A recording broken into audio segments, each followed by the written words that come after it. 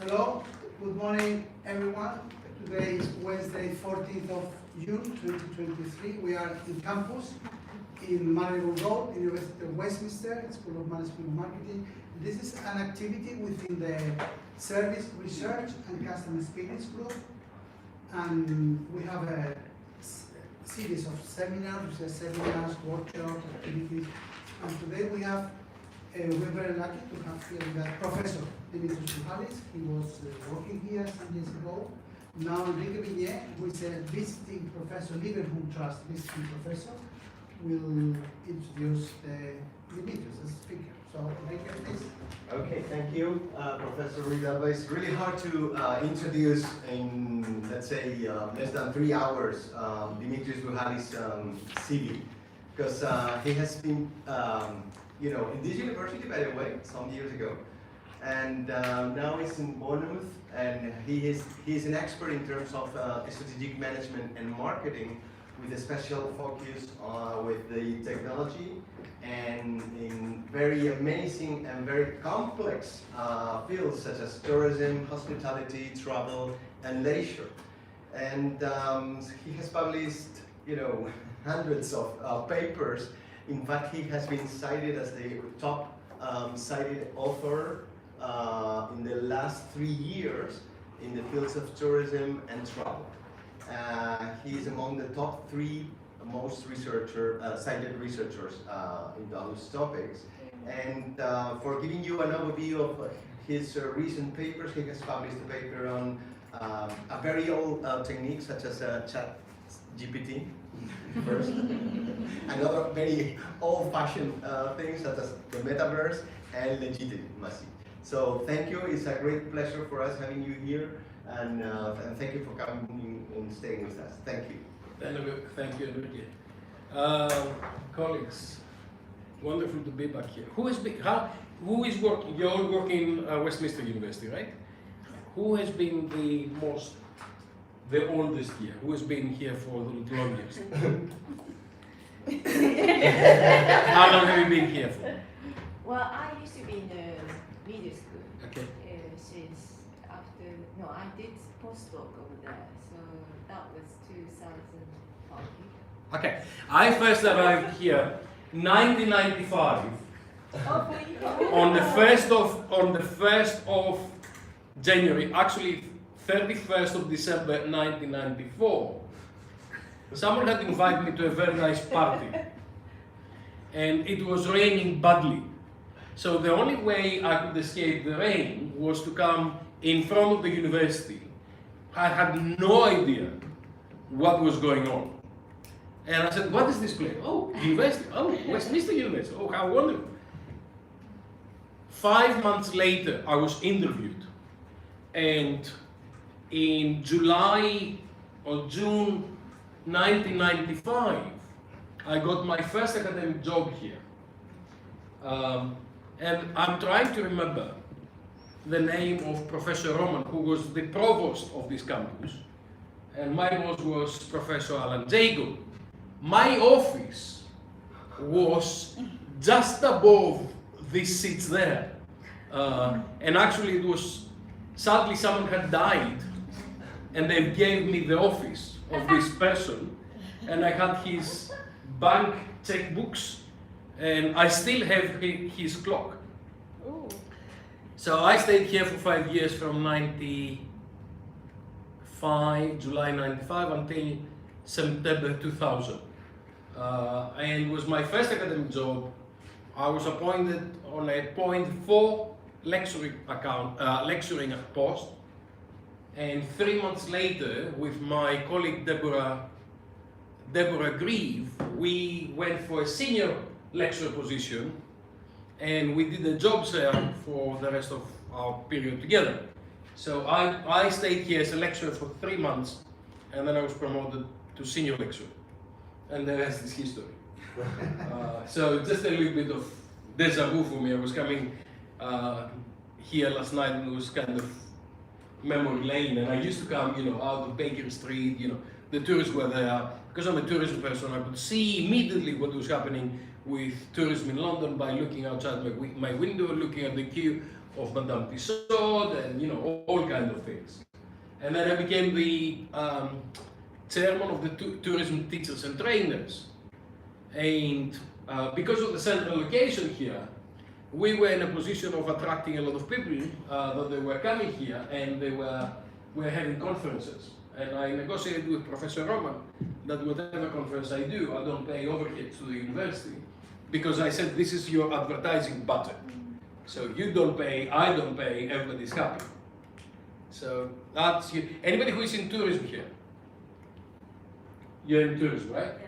Yeah. How long have you been here? Since 2015. 2015. Yeah. So this is how tourism started here. There was a guy called Robert Maitland who started that. He actually retired some years back. And Deborah was the first appointment on a fractional level, and I was the second. And this Anne Graham is still here. Anne was with the transport people, but she was with us as well. This is a good fact. So that's a little bit of going back and deja vu and working back. So since then, I've always been working how technology is basically changing strategic management and marketing, and how you can have what we call now smartness, smart tourism, smart cities, and all the rest of it. At that time, we used to call it a lot of different things. My first technology I had to deal with was telex and with dots. Now, most of you have no idea what it is. The technology that then came to revolutionize things was fax. Do you know what's fax? I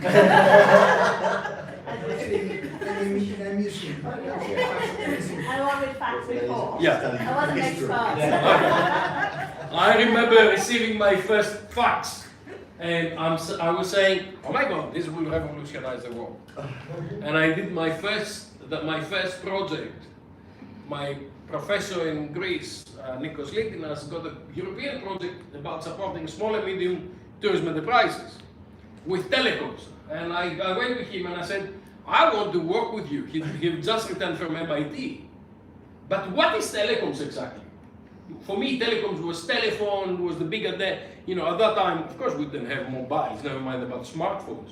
But for me, it was answering the phone.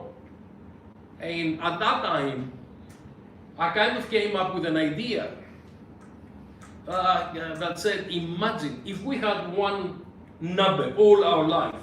So Buhalis, that's the number. Like my mom had the number until she died. All our life, 50 years, we had one telephone number. But I said, if instead the number is not related to the house or the office or the location, but the number is associated with the individual, and you go wherever. And at that time, hot desking started. So people were going around and they were saying, "Hi, my name is Binet, and I'm here. I'm on this telephone. I'm working on this desk, and that's my telephone for the day."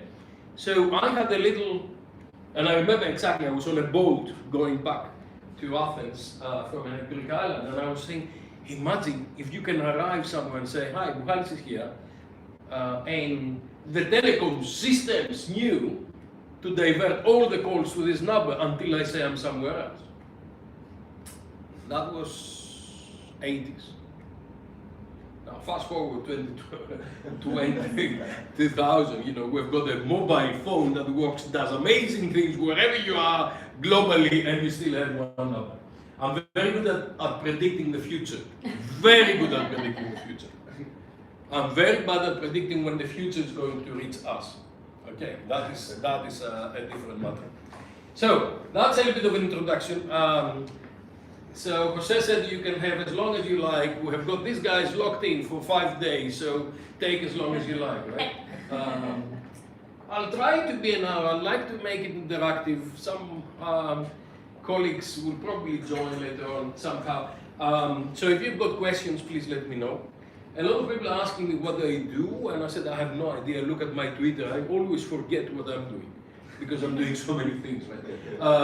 So the big things I'm doing is the Tourism Review. I'm editor-in-chief. This is the oldest journal in tourism, 78 years. I'm not 78 years old hopefully. But I took over 2016, end of 2016, 2017, and now I'm editing, editor-in-chief of that. The Encyclopedia of Tourism Management and Marketing, this was my COVID project, so it almost killed me. For 2 years we are locked in, and I was doing this, the 2 million projects job, 1,250 entries, 1,500 authors from around the world. It's 4 volumes, it's quite substantial. Then you see some of my latest books, the gamification, smart cities, sharing economy and tourism, and the gamification of tourism. That gives you a little bit of background of what I'm doing. I'm doing anything that is marketing, strategic marketing, with technology as an edge. And I'm kind of vertical on anything that is tourism, hospitality, travel, transport, whatever, theater, whatever you do that is cultural heritage, whatever you do that's not your office, that's not your home, it's mine.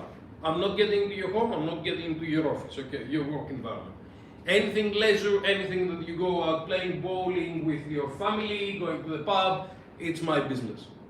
And I'm dressing it with technology to make it competitive, to make it strategically competent, and co-creating experiences and making sure that everybody gets value out of this.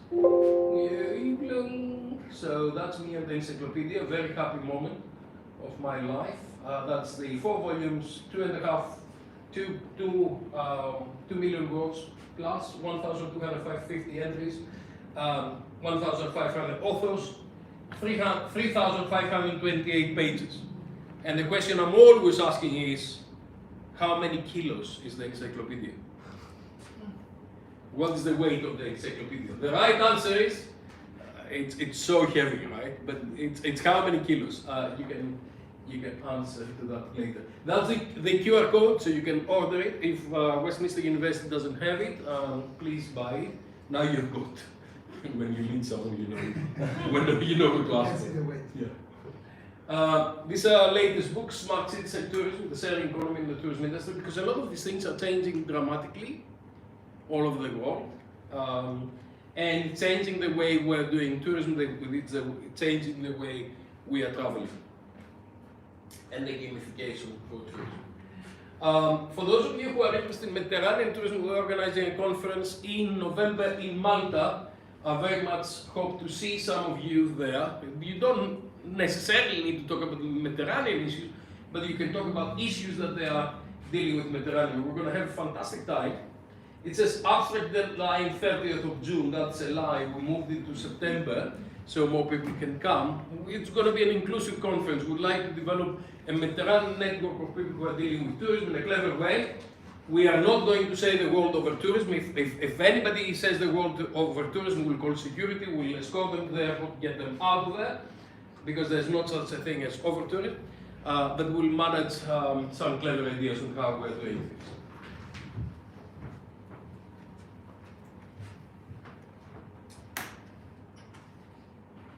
So, oh, hello. Hello. How are you doing? What are you doing? Sorry, let me give you a hug, right? Are you well? I'm good, thank you. How are you today? Please have a seat. So, since it used to be my student, she's from India, and now she's going to tell me in a minute that she's starting a PhD, but I don't know where. Oh, I'm going to start in Aurangabad University back in India. Okay, perfect. Okay, so, a lot of people are asking me, or actually a lot of ministers say a lot of stupid things about what tourism is and what destinations are doing and why we're doing tourism. We're doing tourism to improve the benefits for the residents, for the local people.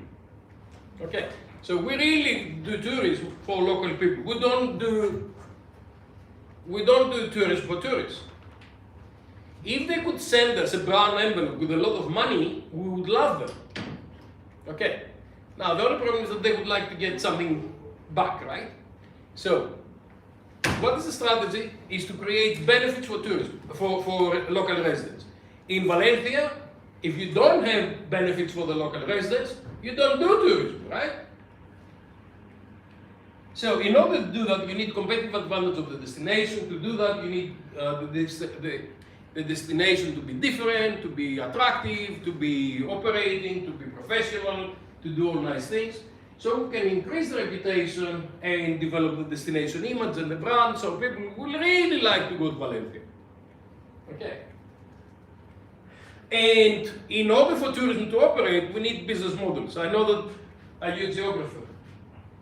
Are you a geographer? What's your background? No, it's digital marketing and destination marketing. So you're not fast, okay, that's fine. Welcome.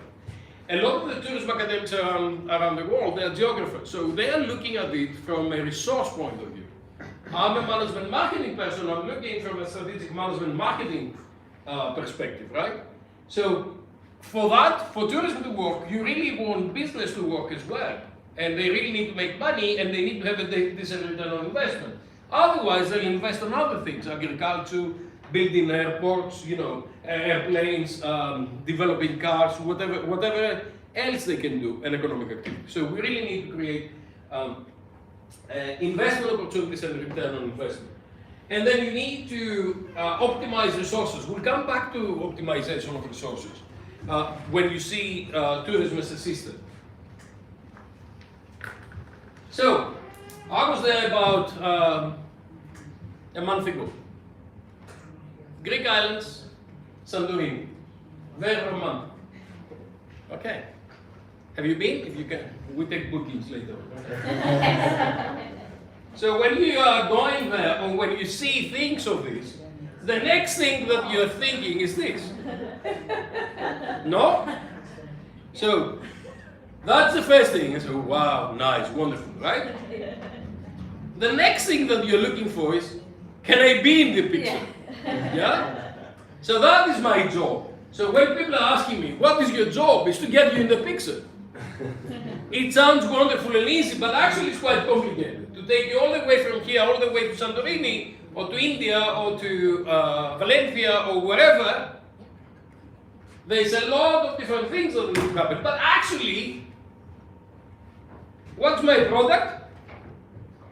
Happy customers. Yeah? But if you notice all these white buildings at the back, I'm working for them really. The happy customer is supposed to pay for them. Now, in many places around the world, as far as tourism is concerned, we are not paying them enough, and we're creating a lot of problems for them.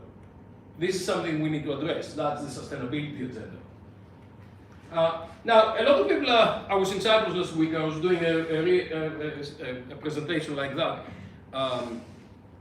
in a keynote in Cyprus, and I said, it's not only about people who are going. Why do people go? They're not only going on holiday. Quite often we're thinking holiday as the only reason why people are traveling. So this is a conference we did in 2019. This is Savas Perdios, who used to be the Minister of Tourism of Cyprus, and we're doing a lot of conference. So the MICE business, you know, meetings, incentive, conference, exhibitions.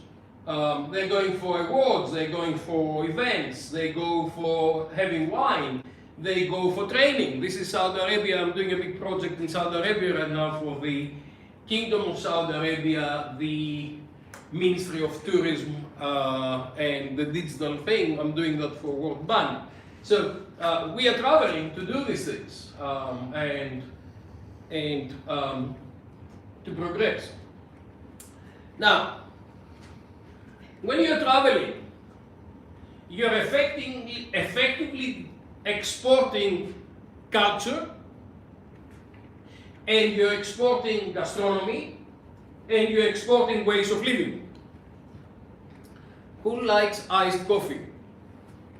The Greeks invented iced coffee. We used to call it frappe, which was Nescafe.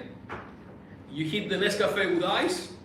And now we're a little bit more sophisticated. We call it Freddo, right? So it's a kind of café con hielo that the Spanish have, but we make it more complicated. And you can have something that you can never have in Spain, Freddo cappuccino. Meaning, café con hielo, con leche, with milk. In Spain, if you ask for it, they look at you like, oh, you're strange, you know? Oh, you're gonna go to hospital.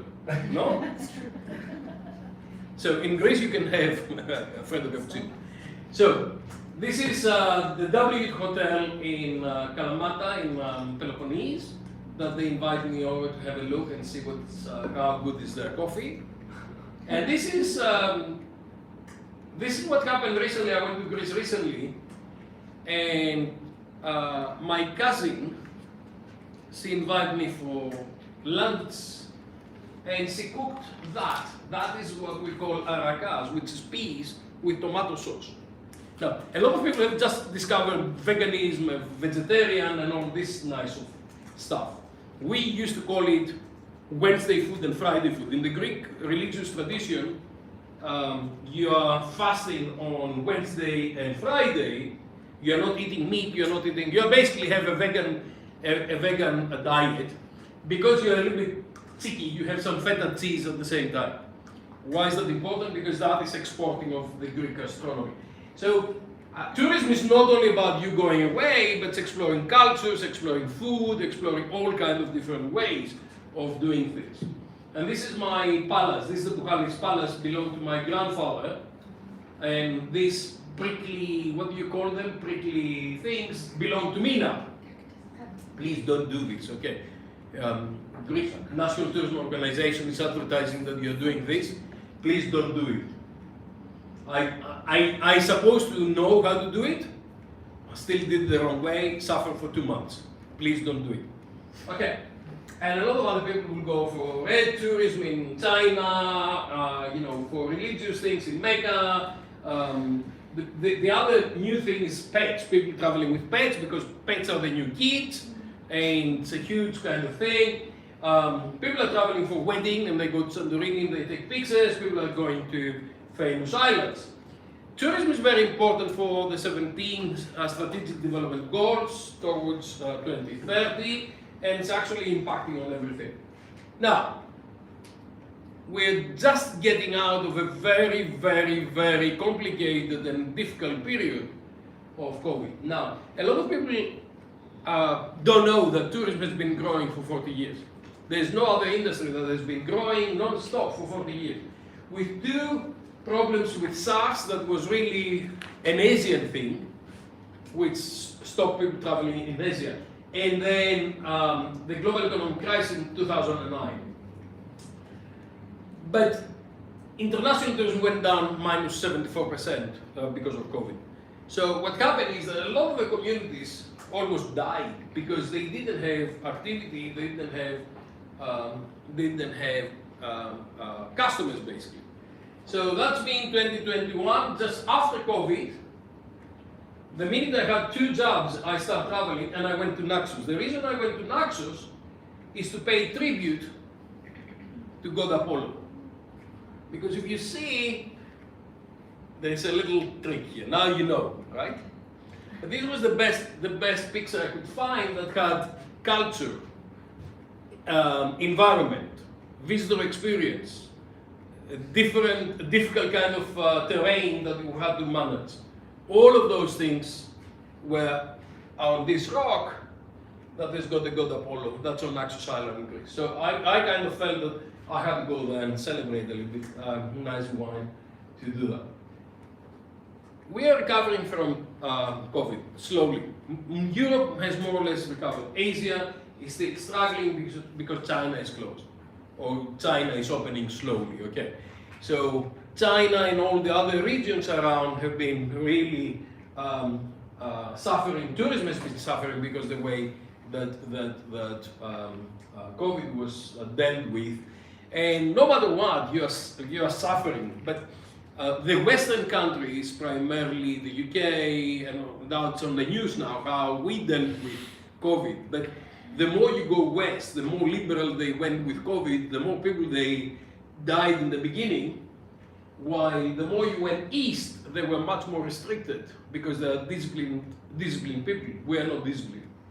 But what you find is that they suffered later on. So at some stage of this period of 4 years, different people suffered badly. So last year I was in Hong Kong, I spent a year in Hong Kong. It hit us just after Christmas 2022 and after Chinese New Year 2022, when everybody was going with their families and they're having what families have, and then of course it hits us badly. But we are in this stage, and different regions are in different stages, so we are getting there to go back to 2019. Now, before I talk about technology, this is what came out of the encyclopedia. And if you are my students, I would say this will be on your exams. Because it's actually bringing everything together. So the top bit is what we call the tourism system. It's based on Neil Lippia's tourism system, which in one side you've got the tourism generating region, on the other side you've got the tourism destination region, and in the middle you've got the transit region. So people are going from the travel generating region to the tourism destination region, Spain, and then you've got several things that are happening in the middle, what we call the transit region. To go from the travel generating region, you need transportation, you need information, you need distribution, you need information about accessibility, and you need, they say all of them. And technology is actually the bridge that brings you together. So this is how we are managing tourism as a system. Then you've got what we call equitable returns for resources utilized. Whatever resources are coming in, and there are a lot of resources in terms of economic, environmental, socio-cultural, all of those things that are coming in, they need to be processed in the system and they come out as value. Value, co-creation for the different people who are benefiting from tourism. So the local residents, the tourists, the distribution, the destination guys, all of those things are coming in, operated in the system, coming out as output. For this to work, you really need to have planning, management, strategy, understand the market forces, what's happening around the world, and what is the key factors, what consumers want, exogenous variables in terms of pandemics, in terms of climate, in terms of ethics, in terms of all of those things, and then the technology creates the infrastructure where all the system operates together. Now, I've just said 2.5 million words in about three minutes. Please read the encyclopedia. It's all of this stuff is in there. Actually, the editor's comment, the opening thing, explains exactly that and explains the complexity of tourism, how complex tourism is, and how really complicated it is in terms of marketing, in terms of strategy, in terms of technology and everything. There is no other industry that's so complicated. Some of you would have seen the last 2 or 3 days cancellations with EasyJet or British Airways. The minute that something goes wrong, people start understanding the complexity. Normally, we don't allow the travelers to understand the complexity. You can see the duck going like crazy, smiling on top. Hello, welcome. You don't know what has happened in the background. You don't want to know. And a lot of bad things have been happening in the background, right? But we make people enjoy their life, and we're a little bit miserable in our life because, you know, until everybody goes to bed, you cannot go to bed. Until everybody have a nice meal, you cannot get the chef to go away, and all the rest of it. So, I'm going to concentrate on the red thing in the bottom to make you understand what smart tourism is and how smart tourism is changing everything. Creativity is just about connecting things. You know this guy? Have a look on the computer he created. And then do you know this guy? And have a look at the computer he bought. This is 87. I bought this computer when I was at the University of Westminster in Greece. That computer didn't have a hard disk. It only had a floppy disk. Now, some of my students currently, they don't know what the floppy disk is. You do? Okay, that's fine. And then, because the one floppy disk was not enough, and you were putting one floppy disk, then you're putting another one, I invested on a second floppy disk.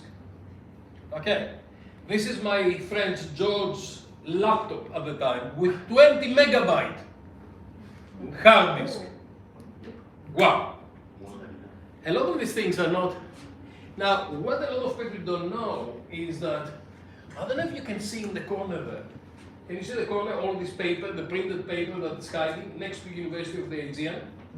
So I created the first flow of information and order. So information flow and material flow in a hotel. So I modeled a 300 rooms hotel based on my new toy. I had to do something with it, right? And I had to tell jokes that I had a better computer because I could design things. But also I had a wall. So my wall for all my student years was the model of a hotel and the flows. What is happening when something happens? You get an order, you get a reservation. What does it happen? It's very complex, really, really complex. That's how I spent my student years. So fast forward, looking forward to 2030 and the vision. It's all about smart and agile co-creation of knowledge and value for all the stakeholders. It's how can we make tourism anthropocentric, centralizing to human, and value focused. How can we have empathy and community engaged? How can we get stakeholders, dialogue and progress? How can we have innovation, inspiration driven? How we've got technology empowered. Hello. How we've got connected and agile in real time. This is really my passion. Connection in real time. How can we show to the world what's happening in real time? I'm streaming currently in real time. Entrepreneurial and holistic, globally aware and focused, always evolving, forever innovating.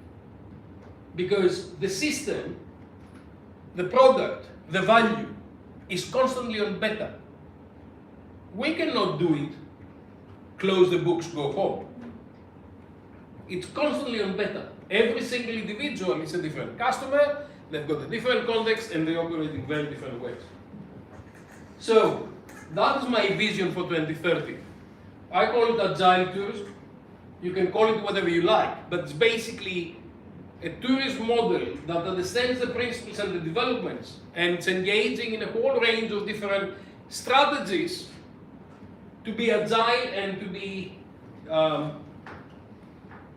to co-create value in real time for everybody who is around, and create equitable returns on resources utilized.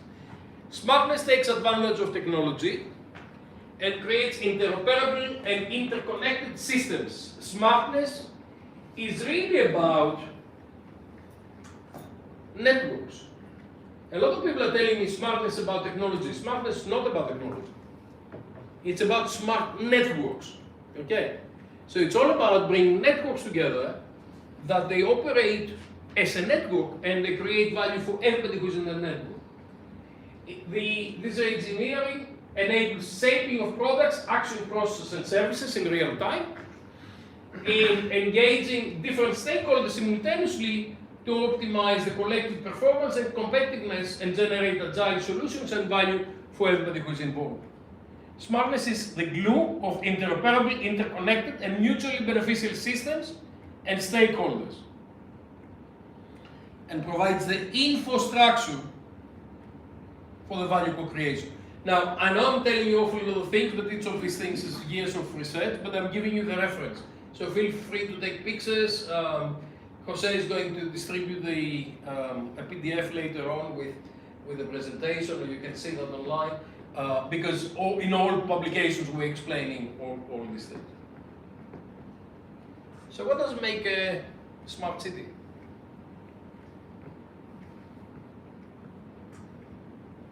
It's about networks, it's about interoperability, interconnectivity. How do I connect a lot of different things? For the time being, most of the cities are not connected. The smartness is given by Google. If I want to come from Bournemouth to Westminster, Google tells me the different alternatives and I make a decision, right? And Google is collecting data from wherever data is. Some of this data is in real time, so it tells me how busy the motorway is. Some of the data is static. Now, in this country, and normally in the north, we're very good. Spain is very good. China is very good. There are places where they've got big systems and they work together. A lot of other places are not very good because their systems are not consistent, they are not up to date, they are not communicating with others. So trying to organize a trip on the Greek islands, going different ferries, it's a nightmare. Partly it will ever be a nightmare because of the weather, the boats are going different ways, they can go at different speeds and all the rest of it. So there is a lot of dynamic information. But when you have got the dynamic information, when you have got a situation, environment that is in a context that's very versatile and keep changing, this is when you need more dynamic information. This is when you need information to be updated in real time. If the information is constant, you know, what's the exhibits in the museum? They are not going to change for the next year or so. So you've got static information, you've got dynamic information. So the dynamic information is really critical. The Internet of Things and of everything means that we are collecting all the information, they are connecting all the information. And then you've got sensors and beacons. And the sensors and beacons, the sensors are collecting information, the beacons are sending information out. You've got social media and Web 2 and user-generated content that tells us a lot of things about what's happening. I don't know if you've picked up this accident, the tragic situation that happened in Bournemouth recently with the 2 kids that they drowned. Did you pick it up? Okay.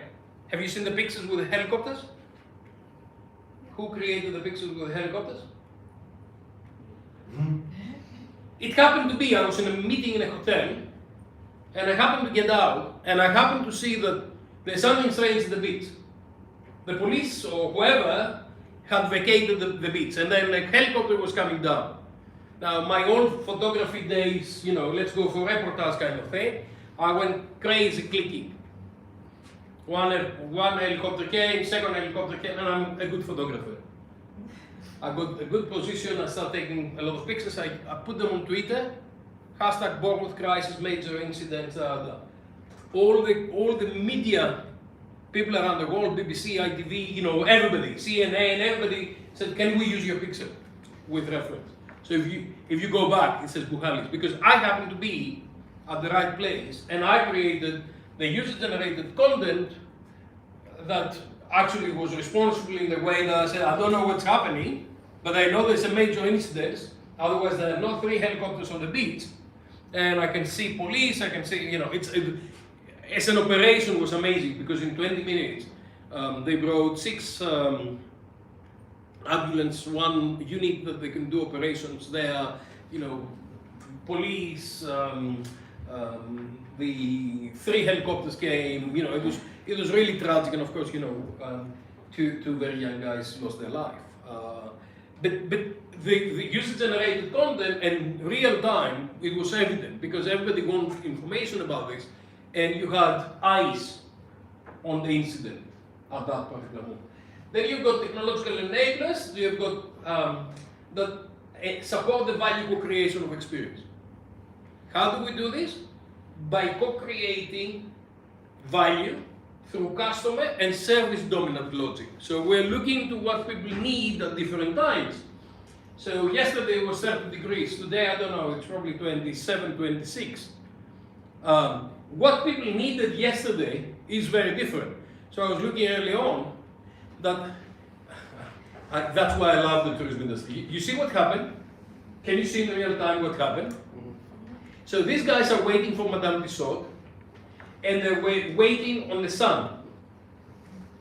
So while I was speaking to you, I'm a tourism person inside, you know, I was looking at that and I said, oh my God, these guys are waiting in the sun. And I'm thinking, it's not that often, that's why they haven't predicted it. And then I'm thinking, someone is gonna faint, because people are not used to this. And now I can see Madame Tussauds has taken the queue back so it can be in the shade. I'm super glad for that. This is very smart. It doesn't have to do with technology, but someone picked it up and someone actually did something for it. In the vast majority of the situations, nobody would have picked it up. Well done to these guys. real-time example, right? So that is the co-creation, and that is how we kind of look at what the customer wants in real time and actually provide that. Has it got to do with technology? Yes, in the sense that technology is supporting this, but it's more important that someone actually understands what is happening and they take action for this.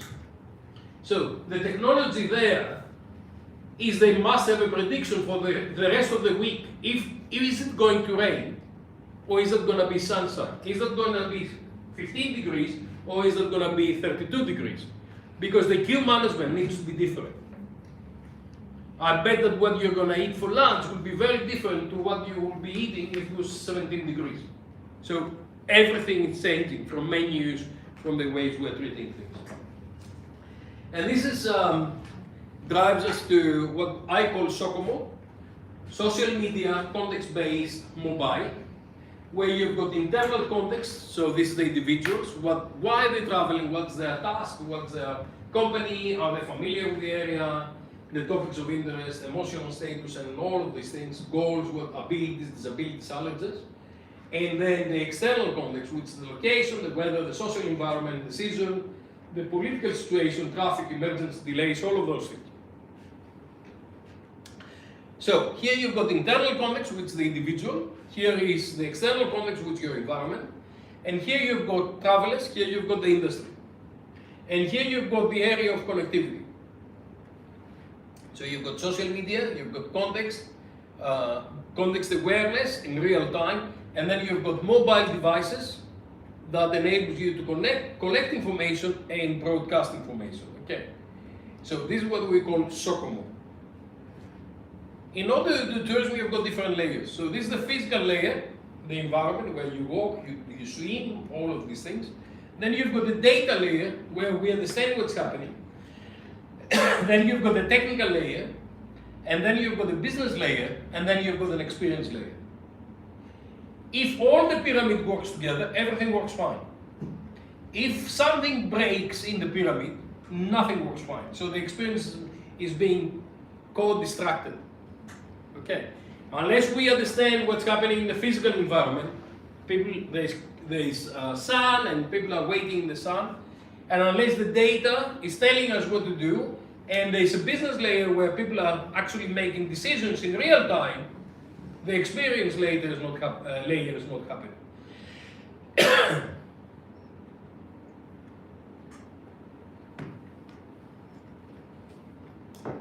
So this is in the latest book.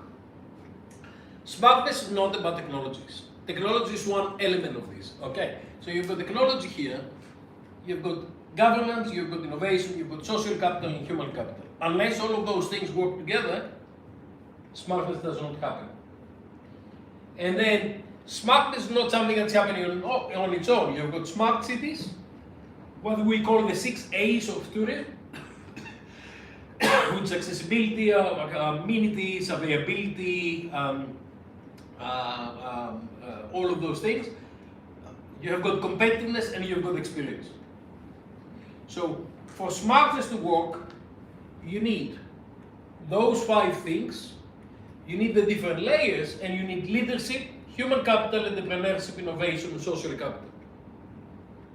Only when all of those things work together, you can achieve what we call smart tourism. Because if you don't have the human capital to actually take the innovation, nothing's going to happen. So if your people are not trained and they don't understand, you may have the data that the sun is out, but if they are not trained to take the people behind on the shadow, nothing's going to happen. If you don't have the innovation, you're not looking for changing. If you don't have the social capital, it's the same thing. So it's all, at the end of the day, most of it is down to leadership. Because you need leadership to understand what's going on. Now, when people are traveling, we've realized that people are co-creating their experience with face-to-face contact, but also online social contact. So currently, some people are watching us online, but also when you're traveling, there used to be a time that people will arrive in a destination and put their mobile on somewhere, locked away on the safety box, and they will not take any computer with them. They are not going to take any tablet with them, and they are going to come back to their computer 2 weeks later. If you've got kids, try to do that to your kids. It's going to be fun, right? You cannot take my my smartphone from me. You cannot. I'm not going to have a good experience. I'm just going to be anxious, constantly looking what's going on in my life, So what's happening? And that now, you've got face-to-face social contact, you go to the Greek restaurant, the real Greek, and you meet this guy and you end up being almost your cousin. Almost. He was born 50 kilometers from where my mother was born. Okay. And, you take Jose and Jose says, I'm going to have this. I said, no, you're not going to have this. You're going to have that and that and that. Let me take you to a gastronomy thing of Greece and get you to try different things. Now he's got the Buhalis menu at the real Greek, right? Because I am authenticos, right? Authenticos Elinas. So this is the face-to-face bit that we did last night.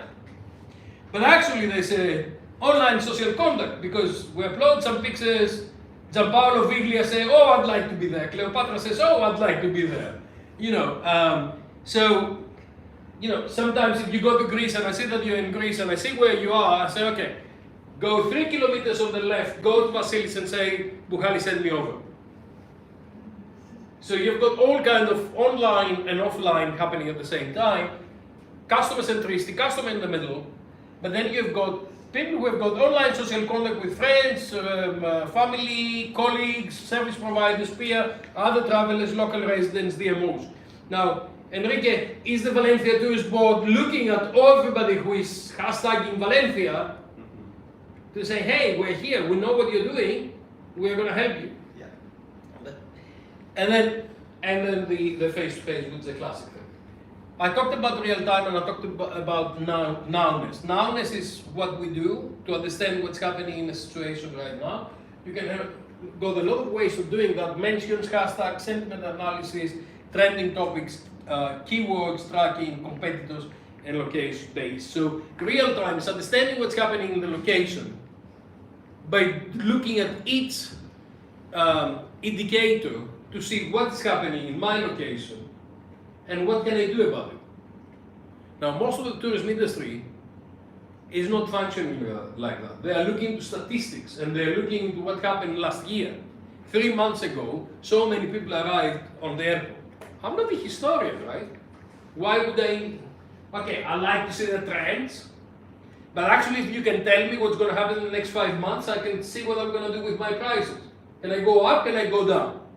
Can I do special offers or can I not do special offers? Can I attract people from Israel that they're having kosher? Or can I attract people from Iran that they would like to have, a different kind of thing? Can I have people coming from China and give them hot water? Or can I have American and give them ice water? This is the kind of stuff I want to know and prepare for it. I don't want to know what happened 5 months ago. This is what happened. So nowness is very important because we have competitive advantage based on price or differentiation, back to Porter, right? This is what we're teaching marketing people, right? If I get you out, you're not gonna look for the cheapest thing to eat, or you're not gonna, unless you've got an issue, you've got a special diet, you're not gonna look for something that's really different. You're gonna be looking for instant gratification. Whoever can get me an iced strong coffee very quickly, I'll pay whatever for it. And it doesn't matter if it's a Costa, if it's Cafe Nero, or whatever. I would like it to be a Costa, but I will compromise immediately because time and instant gratification becomes much more important than anything else. Okay, so that's the importance of nowness, especially in tourism. Because tourism are primarily hostile environments. you're going to a battlefield. Why? Because you don't speak Spanish, you don't know Greek food, you've never been to India or you've been to India once. Okay. Have you ever been to Korea? Anybody from Korea here? But do you speak Korean? Did you get lost in Seoul? Yes, thank you so much. The only way to get orientated in Seoul is by finding a metro station. Because it's in color, it's in English, it's in numbers, and it's in Korean. So you can find your way. Have you seen a map of Seoul? It's kind of, I used to be an old, who used to go with maps like this. It's a battlefield. Yeah. Would you know what to eat? How can you avoid eating dog in Korea? It's not that, you can easily be eating dog. That's a local habit. I'm not here to judge. I'm saying that you're going in a situation you are not familiar. That's good if you've got a medical emergency and you try to communicate with someone who does not understand what is your situation and you don't understand what they're saying. It's a battlefield. So instant gratification is really important. It's based on data-driven, customer centricity, experience enhancement, real-time co-creation. So those 5 things are coming together to actually develop knowledge. Have a look on the paper we did with Ye and Sinatra. And then when you're coming to smartness, as we said, is not about technology. Technology is one bit. Then you've got people, you've got leadership coming together. And then you've got economic actors, social actors, technological actors creating that value co-creation ecosystem where you are bringing smartness. It's not one or the others. It's this space that the value is being co-created. And then you're coming down with smart innovations that they're happening across different bits of the community and the different bits of the economic activity. And then you've got smart tourism destinations by bringing those things into the tourism experience. So destinations need to learn how to operate all these things very quickly. So if something is happening like it happened yesterday, was it in Manchester or in Birmingham? Nottingham. So something happened yesterday in Nottingham. Now because I'm part of the World Bank, I got immediately an email, an SMS, declare yourself, are you okay? Major incident happened in Nottingham, are you okay? Is the destination going to look after the tourists? Something happens, right? Earthquake, COVID, sunshine, something is happening that needs attention. Who is looking after the tourists? Nobody. Okay. So this is something that we're doing with Alicia Bethune, who is doing a PhD with me on smart systems for improving the resilience, the response first and the resilience by understanding in real time what's happening at the destinations and making smart moves very quickly so you can improve that. Okay, all that introduction, we've got an hour here. I'm going to keep you for another 10 minutes. Okay, I promise. And then you tell me what to do. This is what I call the future proofing of tourism. Everything I've said so far is current. It's not something that is happening in the future. And I would like to talk a little bit about the future. And the future is very different from the past. Now, I say that, but at the same time, of course people would like to go away and have a wonderful time, come back. But the way they're going to do it is going to be very different. So, ambient intelligence, smart cities and smart tourism, artificial intelligence and ChatGPT, robots, bots, autonomous vehicles, drones, hybrid living and traveling in Metaverse. Hello. Are you in the right place? Sorry? Are you in the right place? Yeah. You are in the right place. Please take a seat. Yes, thank you. Thank you. Yeah? Yeah, please. Oh. Yeah, I think. Thank you.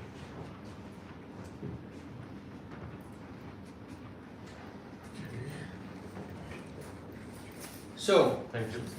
you can see, just be careful there. Excuse me. Just be careful there of the camera, right? Thank you. Okay. So, this is the timeline of technology coming into tourism. I said early on that we start from telex and fax, and gradually we came all the way to virtual reality and eventually metaverse. Okay. So this is changing, and each element is adding to what technology is doing in tourism, and it's changing and adding to things that we can do with tourism. As far as artificial intelligence is concerned, you can see all the different systems that are emerging in the last few years, and we'll get into ChatGPT and what has been happening in the last four or 5 months, right? So ambient intelligence is the introduction of smart systems in everyday environments, but the systems disappear on the background in a very similar way that all of us are connected with mobile networks, but you have no idea where the mobile networks is. Now, if you look for the Wi-Fi, you can see the Wi-Fi because it's short range, right? So you more or less can see Wi-Fi antennas, but you cannot see mobile networks. So what's happening is that a lot of the technological developments are coming forward where technology disappears, but it facilitates a whole range of technological developments like artificial intelligence, machine learning, ambient connectivity, 5G, autonomous vehicles and robotics. All of those things, they assume an infrastructure in the background that operates at very high speed and supports a whole range of different developments. So, ambient intelligence pushes the markets and the activities towards smart, interconnected activities and marketplaces. And if you are not part of that network, you disappear. I remember 25 years ago, one of my friends changed their job and they became a plumber. And at that time, if you want business, well, you are in the yellow pages. Some of the young guys do not know what yellow pages are. Okay. So if you were not on the yellow pages, you didn't exist. So I created the first website for a plumber. I sat down and I created, and I said, Mike is a lovely guy. And I said to him, what is that people buy from you? And he said, oh, if they are, they need to fix their plumbing. I said, no. They're buying trust from you. So what the whole website was, get Mike to fix your plumbing because you can trust Mike. And I asked him 2 years later, how many customers did he get from my website? 0. I told you, I'm very good at predicting the future. But I was too early. It was all word of mouth, right? But now if you are not in these things now, you don't exist, right? Because at that time, people were looking at yellow pages, they were asking for a reference. So we're going with the ambient intelligence, you've got customer centricity in the middle, and then you've got the Internet of Things, Internet of Everything, 5G, RFID, mobile devices, APIs, cryptocurrencies, sensors and beacons, pervasive computing gamification, artificial intelligence and machine learning, all of those things supporting these guys to travel and supporting the local guys to deliver travel. So technology disappears from the background, but what comes forward is the value by bringing all these people to actually do this. So where we're going in the near future is artificial intelligence. Of course, ChatGPT has changed dramatically a lot of the things that we're doing. 45 of us got together and we wrote a paper. So what if ChatGPT wrote it? And it was a very multidisciplinary approach to do that. It's a huge paper. I think it's about 100 pages or so. It's a book, but it brings different elements from different people. So we're looking to what's going to do in marketing. So we're saying it's going to build marketing campaigns, it's going to do content marketing, content design, and chatbot-based services. It's going to be talking to people. So this is something that we just published that's bringing a lot of knowledge from around. And we say that it's going to be multimodal, it's going to pass many exams. I actually asked ChatGPT to write a paper on e-tourism, 2,000 words paper on e-tourism. It will pass my exam. Okay. It was not as good as Buhalis, but again, Buhalis would have taken 3 days to actually do this. He did it in 3 minutes. No, I really hated it. And people are asking, is it accurate? I said, give it a break. It's 3 months old kid, right? It's learning really fast. It's reading really, really fast, right? It's going to be much more clever. And now we've got text, but images, text, videos, audios are all coming together. And all of those things will kind of add knowledge. So I wrote on that paper, I'm the yellow author, right? All the others. I wrote on that paper the tourist bit. And I said from a demand point of view, it's going to be information finding, building itineraries, searching for services, specialized services, eliminating choice, because if you've got far too many, where should I stay in London? 5,000 hotels. How can I stay nearby if my budget is this and I would like to do that another one? Dynamic itineraries and content sharing from demand point of view. Supply point of view, concierge services for consumers, marketing content and text, menu engineering and recipe development, fact finding, identification of resources, social media and organization of own websites. So these are some of the ideas that we're going to see ChatGPT doing. And a little bit of more elaborate, I'll just say it, from the demand point of view, it's really about search and looking for information. It's really about looking for suitable timetables and itineraries. It's context-dependent dynamic itineraries. So what's going to happen if this is happening? And gradually when ChatGPT and artificial intelligence is getting a feed of real-time events, because currently it doesn't do it, it's going to dynamically change your itinerary. Do not go there because it's going to rain. Or go there because there's a parade, or something happened today and they're going to have an orchestra is playing. And I can see a lot of people there creating content. So would you like to... So 3 weeks ago, I was in New Orleans for a conference on marketing, and I spent most of my evenings finding where is the best band playing.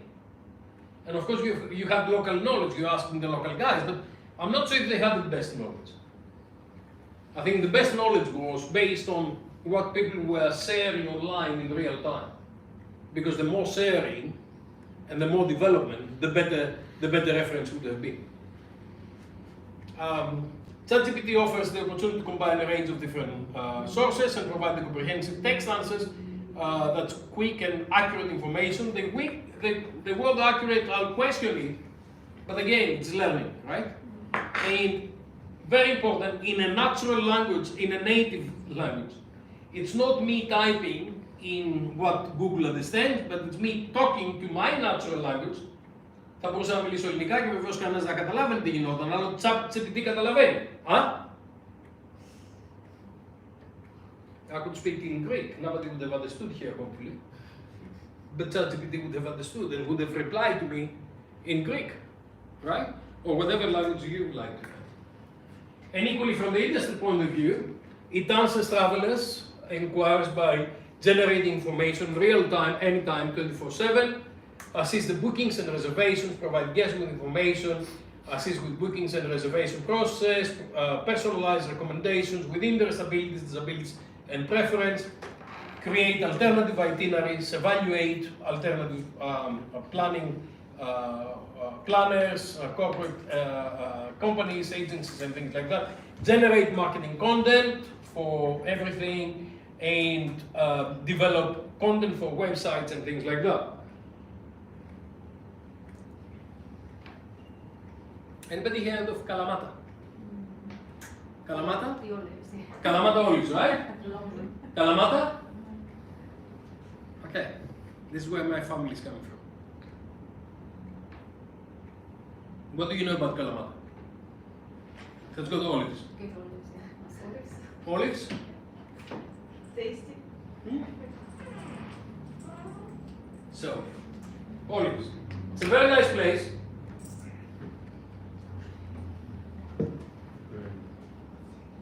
Until I've arrived here, you've never heard about Kalamata, and it was not in your destinations to look for holidays. We take bookings, right? So you wouldn't know anything about Kalamata.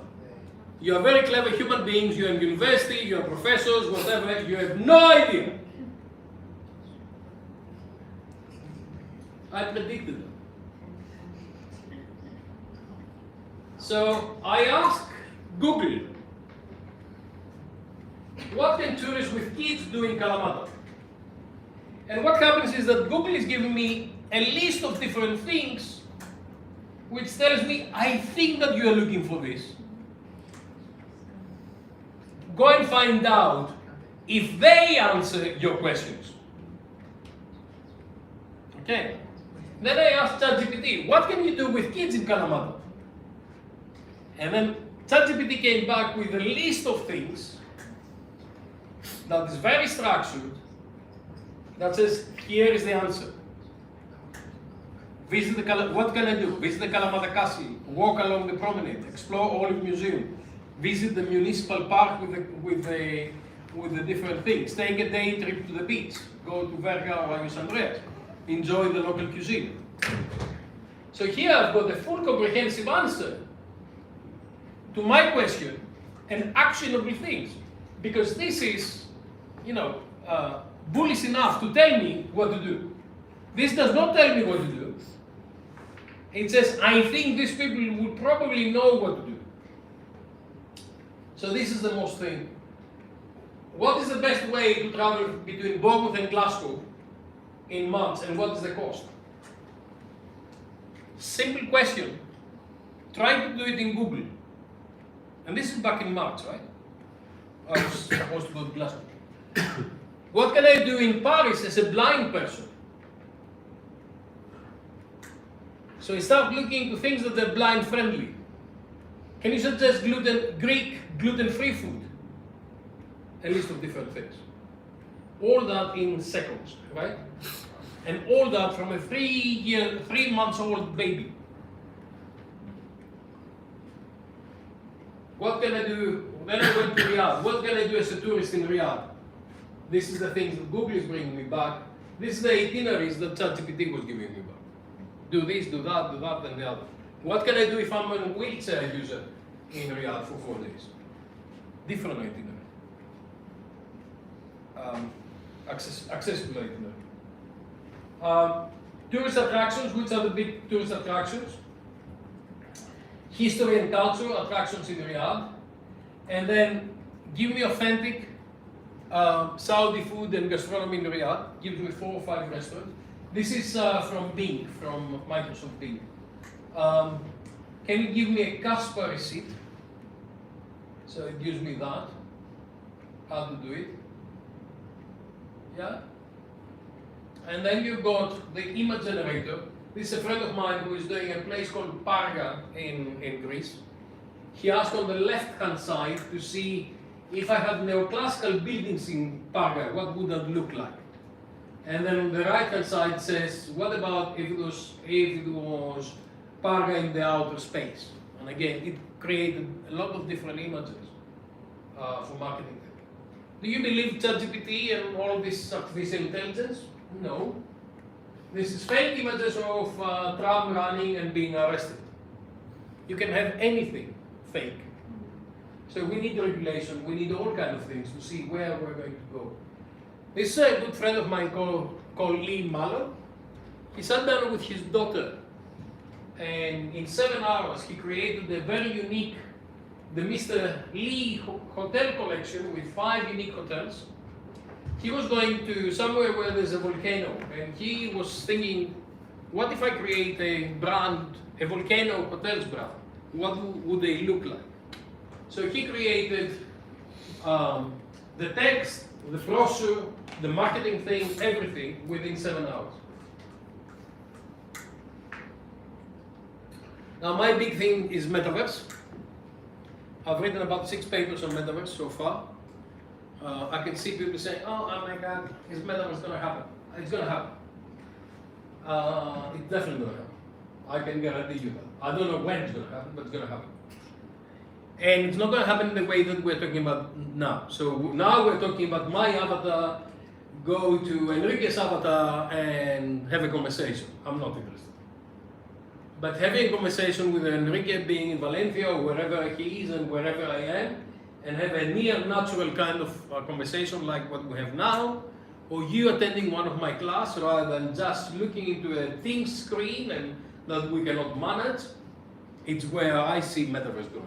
Okay, and that will be revolutionary. It will be in a situation where we live in digital twins and digital parallel worlds, and we are collecting memories in that data bank, memory bank, by collecting a lot of different things. This is a projection of where we started, from conventional experience to technology-assisted experience, technology-enhanced experience, technology-empowered experience, and now we're going to a technology-illusive experience. So Metaverse is going to give us elusive experiences and immersive experiences. You'll feel it. You're not going to see it, you'll feel it, you'll be part of it, you'll be inside. Okay, and that's the difference from what we've got now. Mixed reality and different ways of mixed reality and how the world is operating in mixed reality and augmented reality. And what we'll have is mixed reality and virtual, augmented reality and virtual reality be mixed and be experienced in the new Metaverse kind of situation. So we need technology, content, and users coming all together to blend the future. I don't have the time to show you the video, but you're gonna see them later on. So this is before traveling. I'm collecting information. I'm trying to see, is the hotel I'd like to stay? Is this the kind of place I'd like to be? During, you're gonna have augmented reality because you're gonna see what do I see and how do I do more. And after, where you're collecting data, and this data will be creating memories for you. So this is on the papers that we've done about how you are doing the different things in different spaces, and it's all about understanding and making informed choices by experience to a certain extent, what you're going to experience when you get to the destination. And then you've got during the physical situation, it's how do I understand what I see around me, especially in a cultural heritage kind of situation where you've got guides that are telling you what happened 5,000 years ago, but you cannot imagine really what's happened.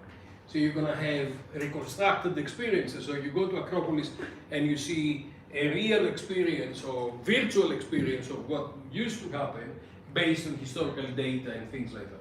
And then you've got the after physical experience where you're going to have re-experienced places and recharging memories. It's looking to where have I been, what do I do? When I went to Iran, I went to this place and to that place, and I went to Isfahan and did that. In the old bad days, I used to take 10 films and shoot about 350 pictures, and we used to look into the pictures as a reminder of what we have. Then we had video, now we are streaming. What's going to happen next is that we're going to have memories of what happened with our real-time experience being memorized in memory banks, effectively. And then you're going to say, oh, I'd like to replay what happened when I went to Iran, or I'd like to see how was my daughter when she was 3 years old, and a lot of those things will become much more natural. So before, during, after, so all the industry needs to play with us. So an ecosystem is being developed to help us develop this before, during, and after, where suppliers of the industry, suppliers and destinations, and the public sector is coming forward to help us develop Metaverse applications. And then you've got communities and peers, these companions and friends, these special interest groups and travel experts, these other travelers I have been to Naxos, see my memories, so you can decide where you're going, whether you're going there or you go to Mykonos, and local people if you like to have interactions. I know I'm going fast. I don't want. This is a video about Chengdu in China that they're playing some of this. I like that. Don't sit close to the television. You'll damage your eyes. Do you remember that? And then. So I love these things. This is a very, very nice video about Metaverse in Bali that shows you what to do, and this is some of the experience that you'll understand what I'm talking about. Do I like to travel with Emirates? How is Emirates? How is it to travel with Emirates? Should they invest another 3,000 to go on business class, or should they go economy? Please invest.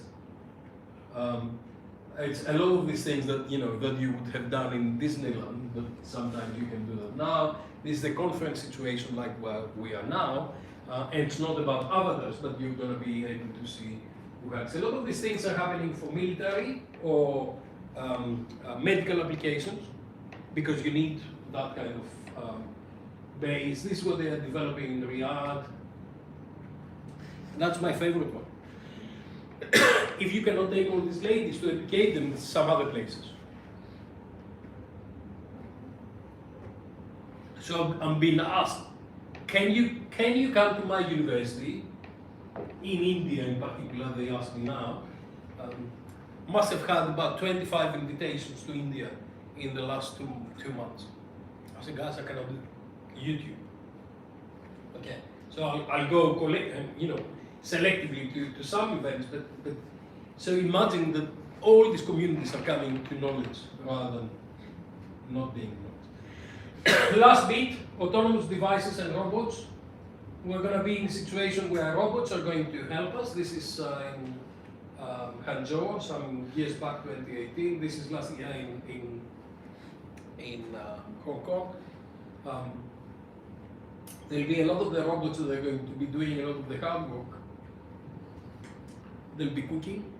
Now, the entire industry has got a major problem with cooking and with people in this kind of jobs. I tell you, he is not going to charge as much as the guy is charging. I don't know why people are still. So robots are not only anthropomorphic robots. There'll be bots like that, activated robots. It's a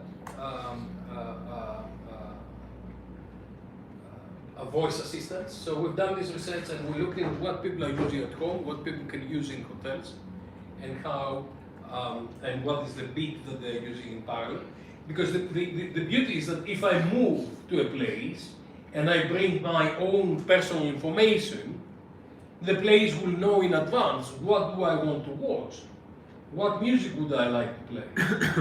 I don't know if you've been to, I don't know, wherever, you go to Finland, do you really want to watch Finnish television in Finnish? No. Okay. So there is all this profile portability that you are taking your profile with you and then you are talking to the people locally. So you go to a restaurant and they know your profile. So the menu that's coming to you is suitable for you, is not different things. And this is a robot tea that's creating tea, and if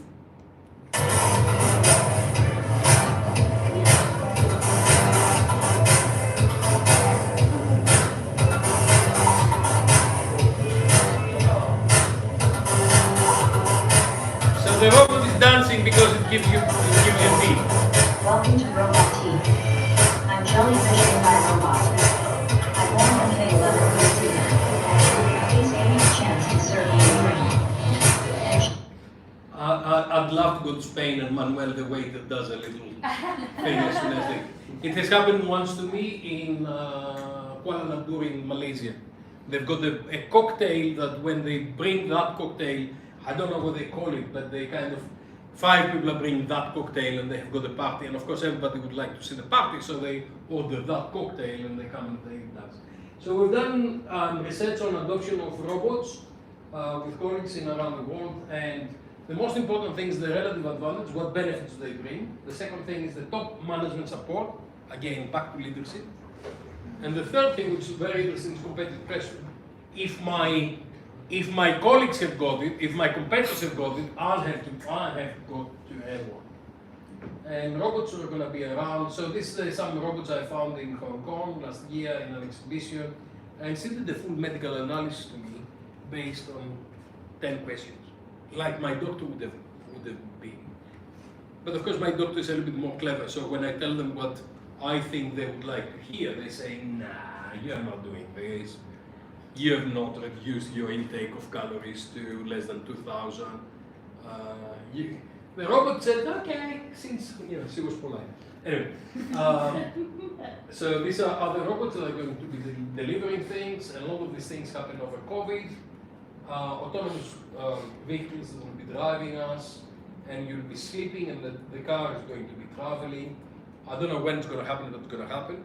So this is drones. This is one of our graduates from Birmingham University, Gemma, that has created a drone that is finding someone who is in trouble in the sea.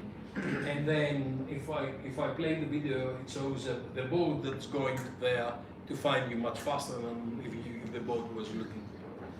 And this is the flying taxi in Dubai that they are trying them. So you wouldn't need to have a taxi. You please buy the encyclopedia and the books. And that's it.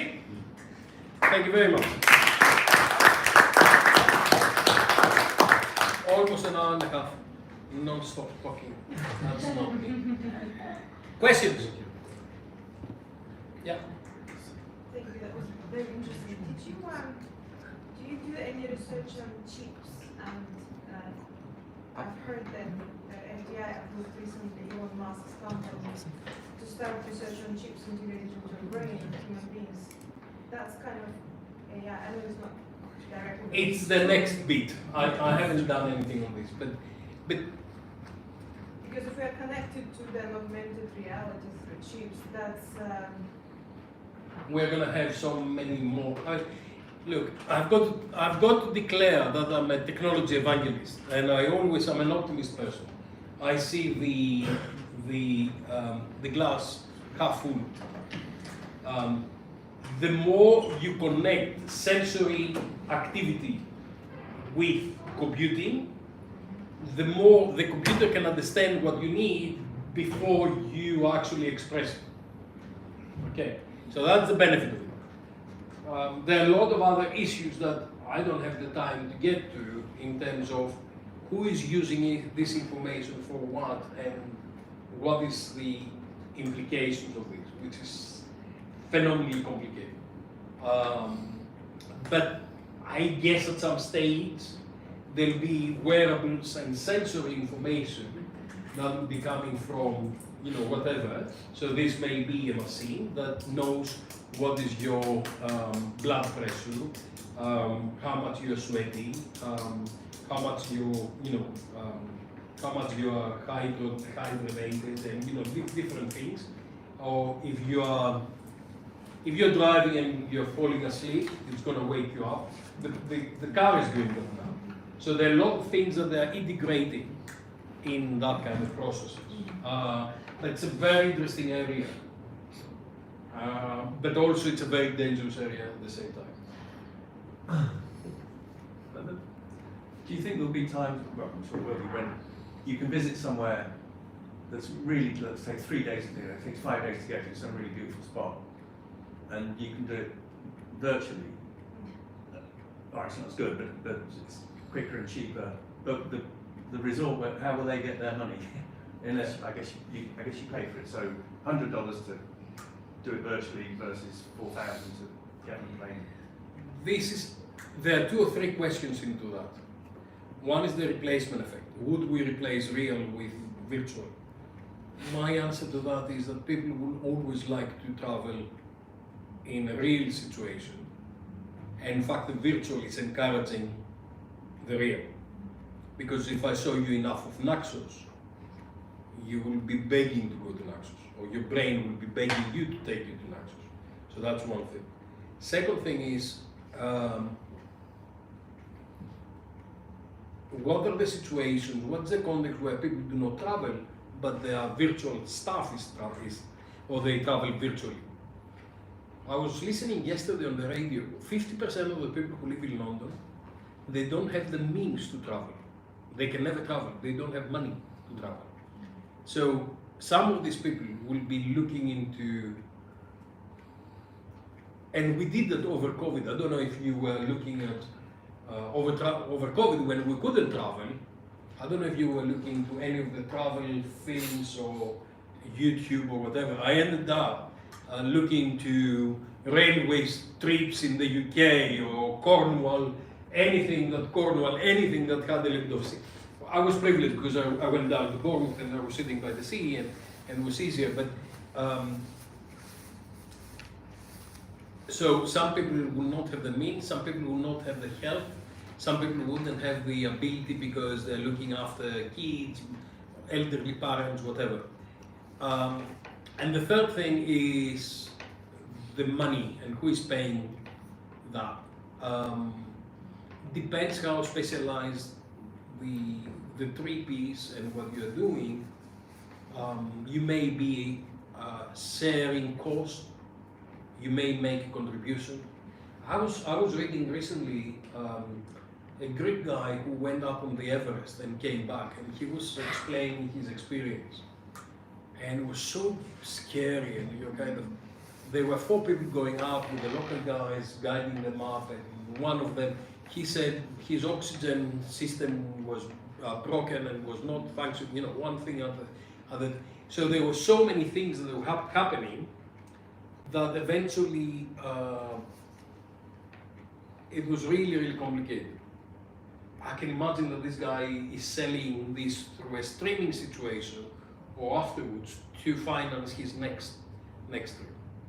So the 3 things, they're all interrelated, but actually there are 3 different things in this question. Can I?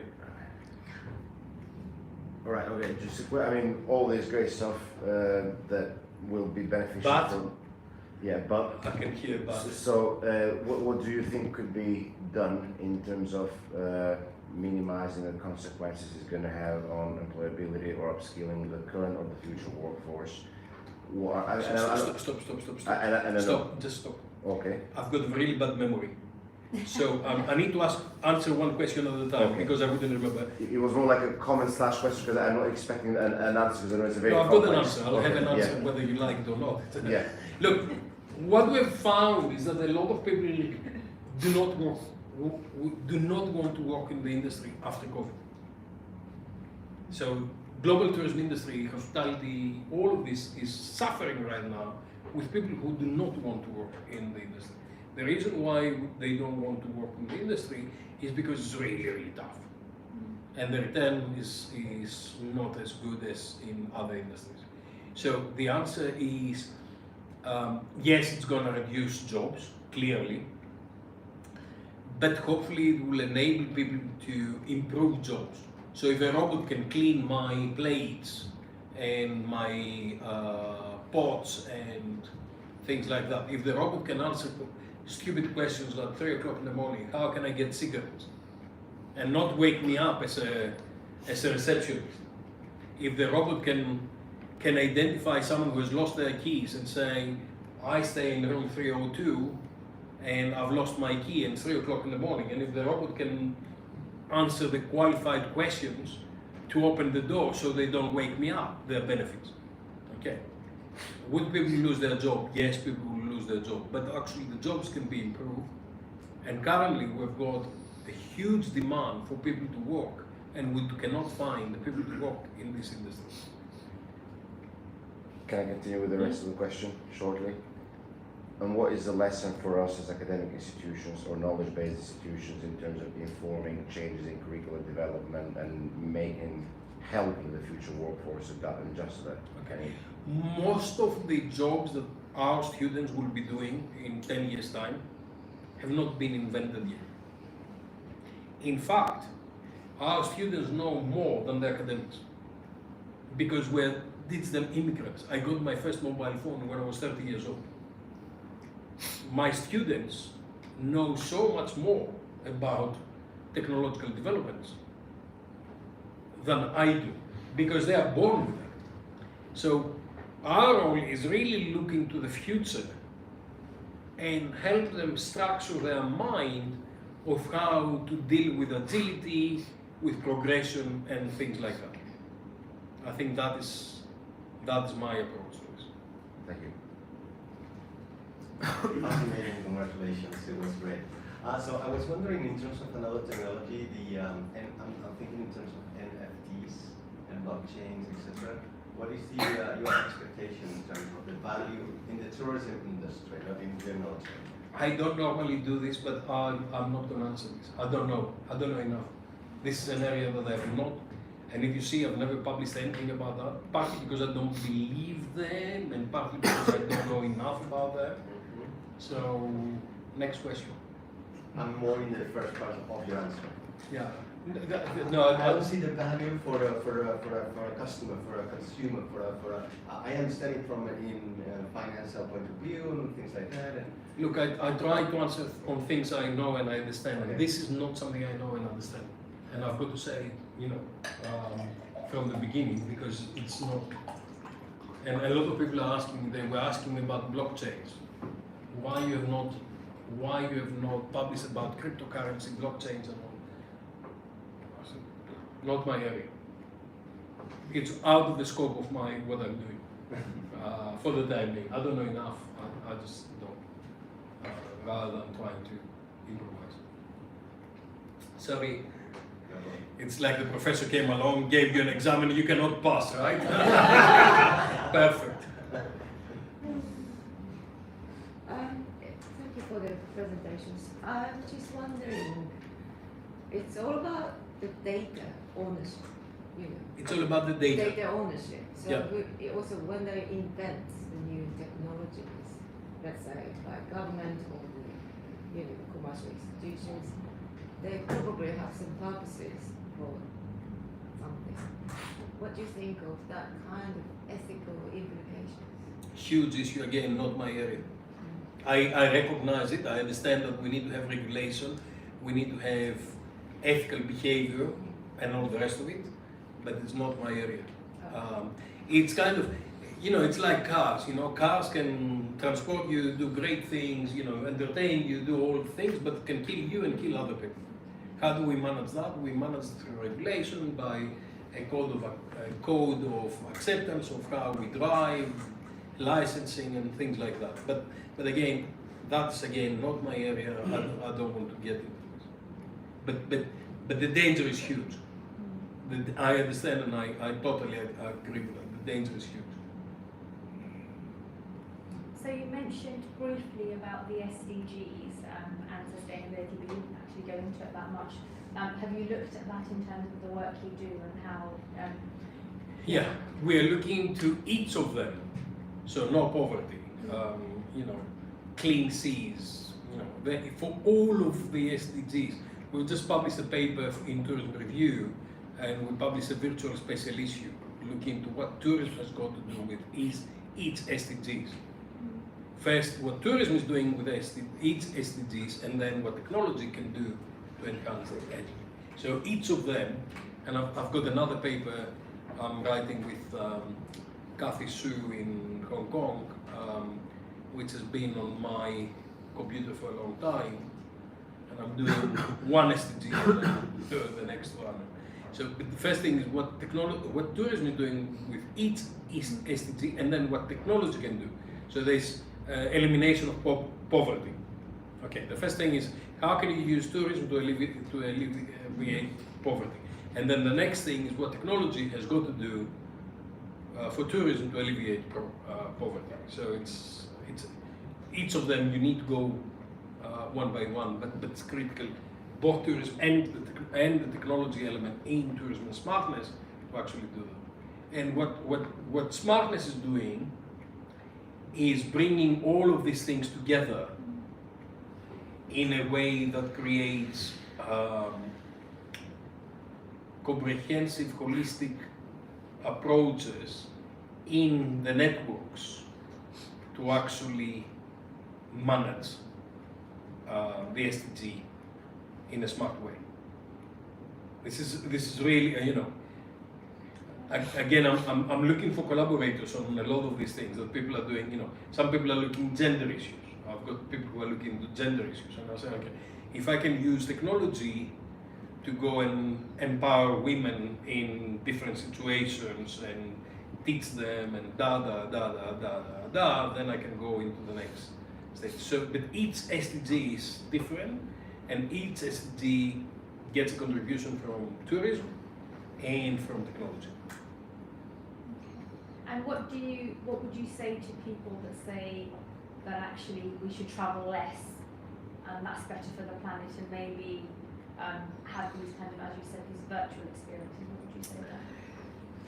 This is a sensitive issue, and again, yesterday I was driving a lot yesterday, so I was listening to the radio, and the people are making choices like, I'm not going to fly, I'm going to go by train, or I'm going to look into different things. So sustainability is an important thing, and we really need to look into how we do our bit for things. But quite often, people are a little bit hypocritical about sustainability. I need to be careful what I'm going to say here. We're doing okay. I'm going to places about sustainability. They've got the air conditioning at 17 degrees. They're all wearing jackets and ties, so they need more air conditioning to compensate for the energy that they're losing. They're all drinking out of plastic bottles. So the God, you know, the Pope of Rome is going to do something about sustainability, but we're not doing our own bit. Having said that, I think the solution again is going to come from technology, because technology will bring new renewable energies that they have less impact. But equally, each of us will need to take responsibility for what we do. Also, sustainability is not only about the environment. Because yes, you can sustain the environment, no activity is happening, but the community is not going to get any benefits. So if nobody goes to Rovaniemi and see Santa Claus and be a tourist and go with the reindeers again, the Lapu community is suffering. So the sustainability of the community is not there. So again, sustainability is much more complicated, and we really need to have holistic approaches. And I think technology is going to bring the energy efficiency and the solutions to actually reduce environmental impact. Sorry, I just wanted to say one more thing.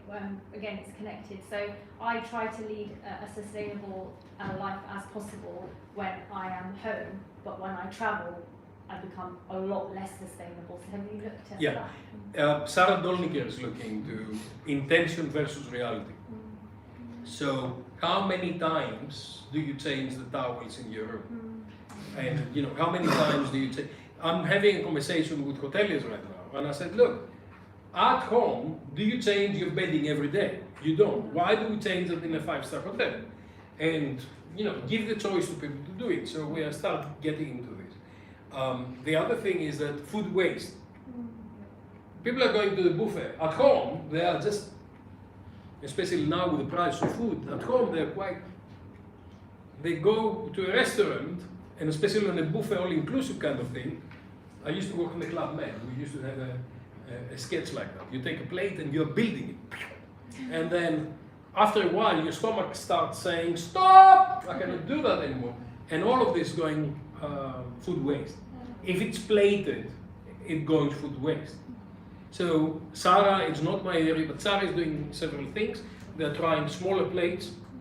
So you can say you can go to the buffet 30 times, but you'll take a smaller plate.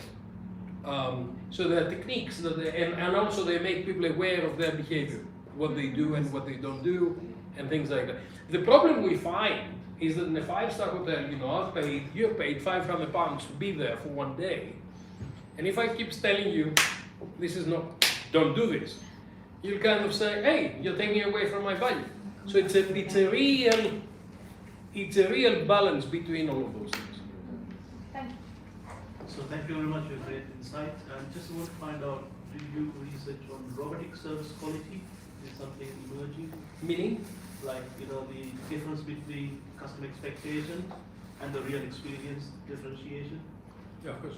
Right, so what are the implications you think? In terms of robots? Robotic service quality. Okay. Okay, there are a lot of different things. First of all, people expect that robots will do all kinds of things like a human being, and they're comparing apples with pears, because what's happening is that the robot is a machine programmed to do several things. Okay. Now, there is an intention that human beings are better than robots. People are thinking that in their mind. And I say, okay, can be, but can be exactly the opposite, okay?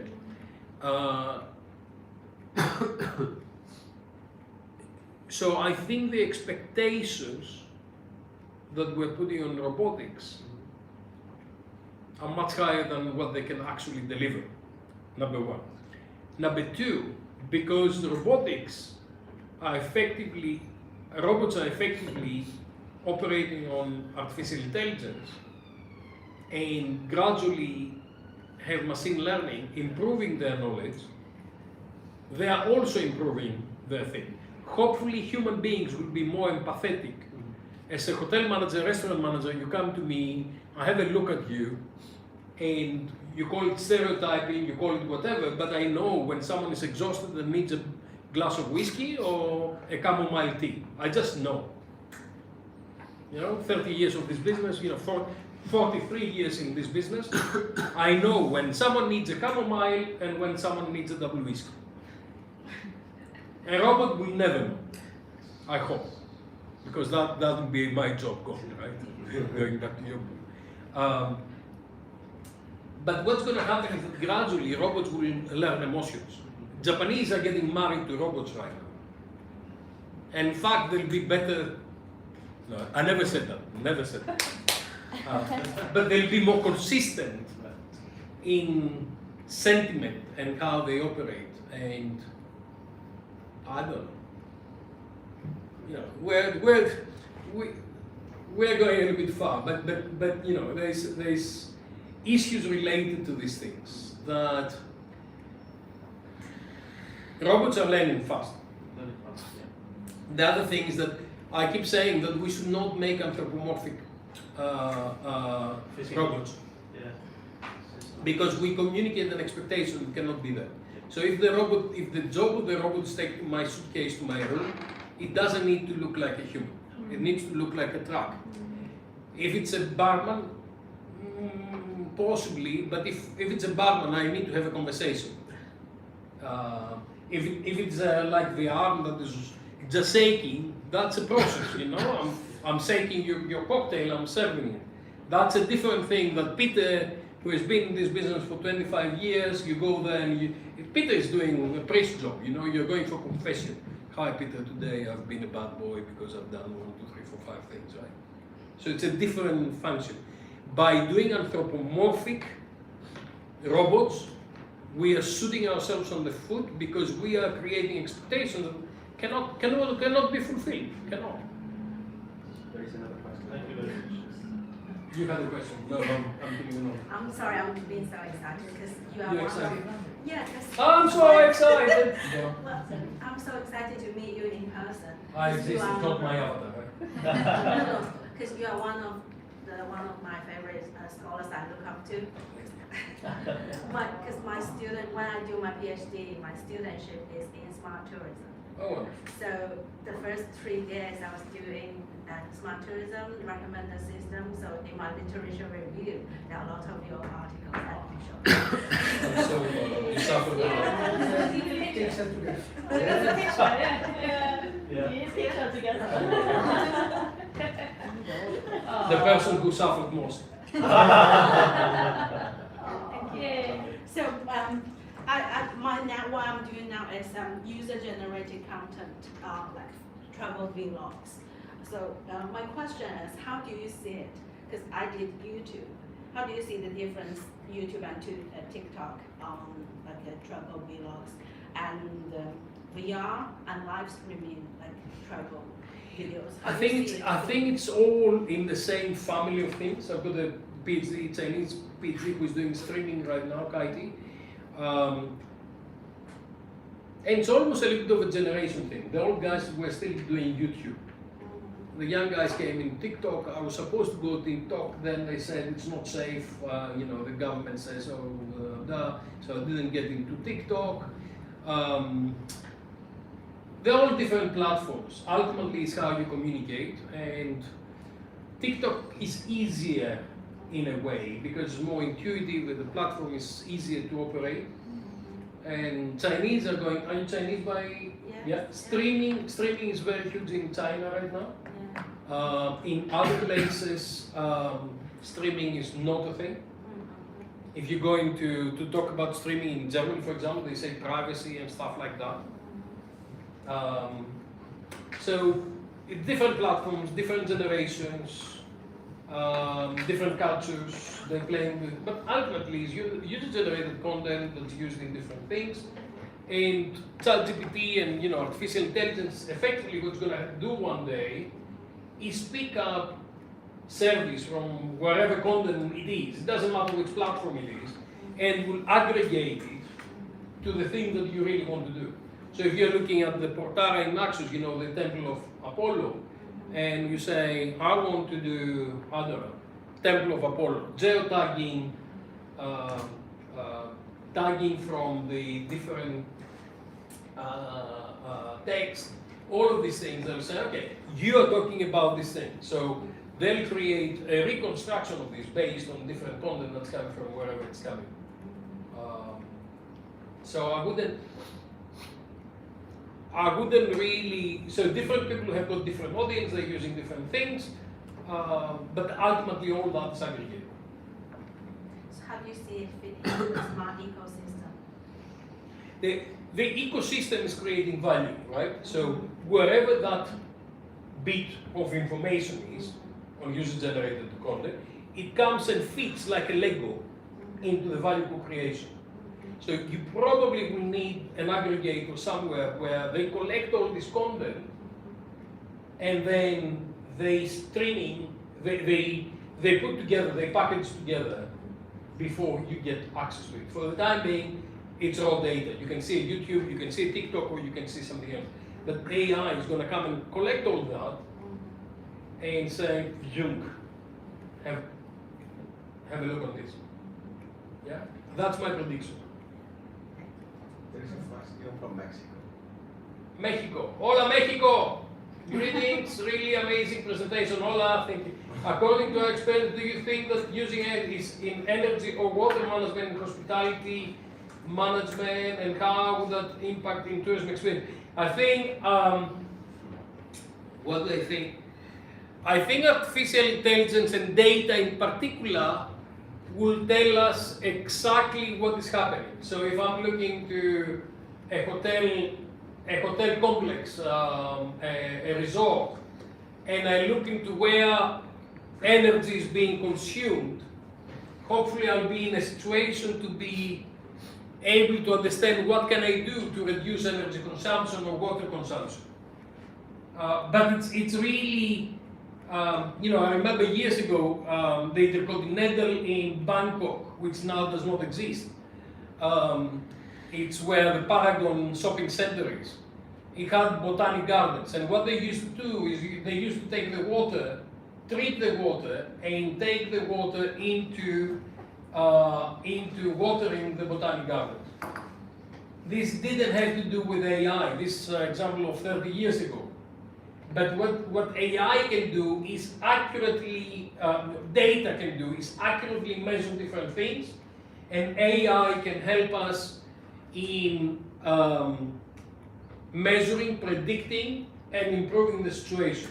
So you may say, if my swimming pool is not used during this time, I'm not going to heat it. Okay, so what I'm gonna use the energy from there for the swimming pool at that time, and the energy from there for water in the rooms at that time. For example, if people are going to the beach, right, they go 9 to 5 normally. So what happens is that between 9 and 7, you need so much hot water that the systems cannot be able to do it because everybody is having a shower before they go for dinner, right? So you've got a peak of an hour and a half that and people are calling you in the hotel and saying, Hola, senor, I don't have hot water in my room. And of course you cannot have hot water in your room because another 1,000 people are having hot water in their room, right? But what you do is, if you can predict demand, and you store this because you know what's going to happen, and at that time you don't use the energy for the swimming pool, but you use the energy for this, this kind of stuff. But I'm not an engineer for doing these things. It's really about understanding data and using the data to create solutions. Okay? Okay, do we have any questions for those who are in Teams now? I'm going for 2 hours. Now I'm start charging over time now. Thank you so much. Sorry. Sorry, I had a question. First of all, it feels so good to be back. I feel like I'm back in my old classroom again. She suffered enough, and she comes home more. What? My question is more research-based. So, in your presentation, you showed that you asked ChatGPT to write a research paper for you, and it did it in a matter of minutes. How is it going to affect future research students? So, right now, when I am going for my PhD, I know I have to do a lot of research myself, but say in a few months' time, I can just ask ChatGPT to write my whole thesis. How is that going to affect future? This is the question that everybody has got in academia with the students and everything that what's going to happen. Now, what's happening is that ChatGPT is creating text based on its understanding of what's happening. This is not accurate. It was decent. I just tried it and then I tried it to see how the technology is used. That's a very tough question because I don't know the answer. Because universities around the world, they're bringing policies that say you are not allowed to, and publishers says you are not allowed to use chat. Are they using it and turn it into It becomes much more clever in that. But the reason why I've got hesitation is I remember 30 years ago, 25 years ago, I had a huge debate whether we allowed calculators to go into the exams or whether we expect people to do the calculations themselves. And then there was a matter of translation and dictionaries. Can we have a dictionary with us? So a lot of these things are always coming in with the new technologies. And I think what's going to happen with ChatGPT and artificial intelligence is that humans will become much more stupid. Humans will become much more stupid. Because if you don't train your brain to actually find solutions, people will become much more stupid. I mean, look at the level of maths in this country. It's phenomenally low. I started using, what do we used to call it at that time? TomTom. You don't know what TomTom is. TomTom used to be Google Maps, effectively.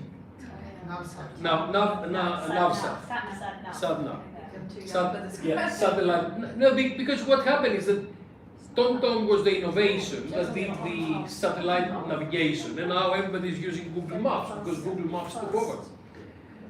But now I don't know how to go from my office to my home without satellite navigation. I cannot, And I'm supposed to do this thing every day. I don't know how to do it, and I'm constantly looking for update of the information. Where's the traffic jam? All of those things. If my Google Maps does not work, I'm struggling. Okay, I'll find a way, but I'm struggling.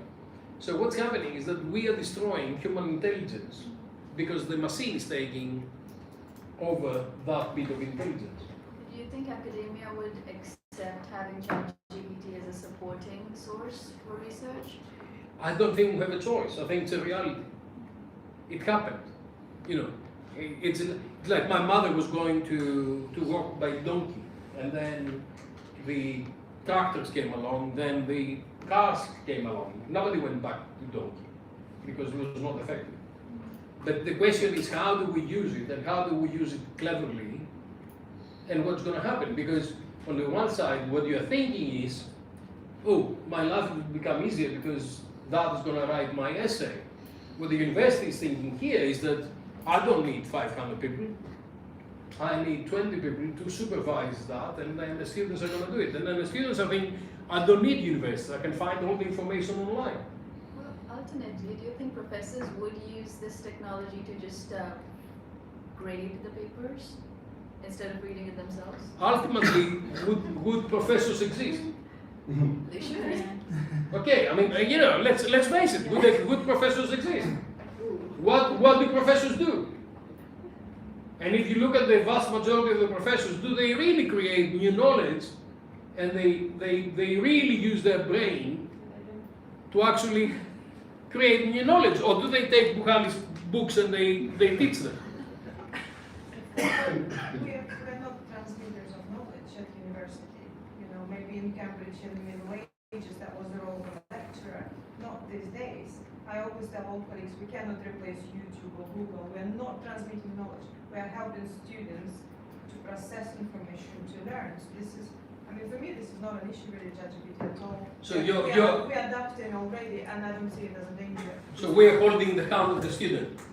No, we're guiding them in the right direction because there's so much information now. They don't know how to filter it, how to navigate.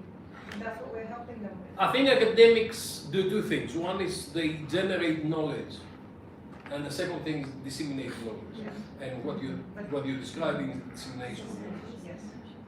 You know, perhaps we'll only need PhDs to generate knowledge, you know, create things, and then we'll need what we call teaching assistants to actually help people get it. I'm not, guys, this is really dangerous territory. Seriously. And we're not going back. Okay.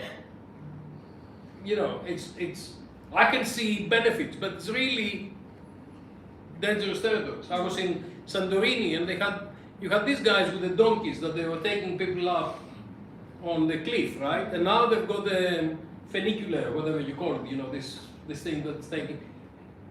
But they did a deal. They take money from the people who are going on the funicular because of the regulation that came in and said, you know, these guys, they make a living. So give them money for the donkey that they don't use. I don't know. We really need to, but it's a different era. What I know is that it's changing, and what they keep me paying to do is tell them how to manage this transition in the best possible way. So hopefully my job will be okay. Okay, but it's really we're moving, we're changing. Yeah. It's really difficult, different era, and we need to understand this. So thank you very much. That's wonderful.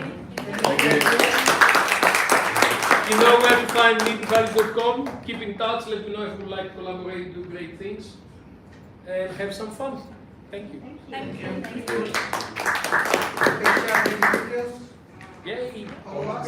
Yes, why not? I come just for a picture. What is that? Where's the rubber?